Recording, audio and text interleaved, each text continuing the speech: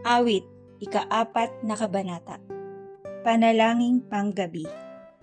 Sagutin mo ako sa aking pagtawag, Panginoong Diyos na aking kalasag.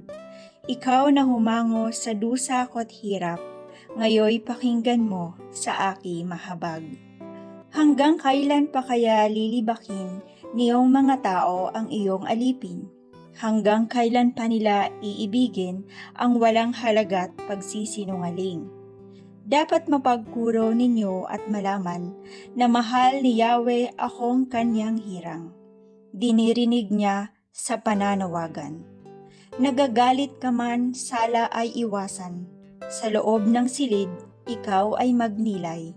Ihandog kay Yahweh yaong wastong alay, ang pagtitiwala sa kanya ibigay. Ang marami riyay yaong nagsasabi, masaganang biyaya ay buhusan kami, at pagkalooban ng habag mo, Yahweh.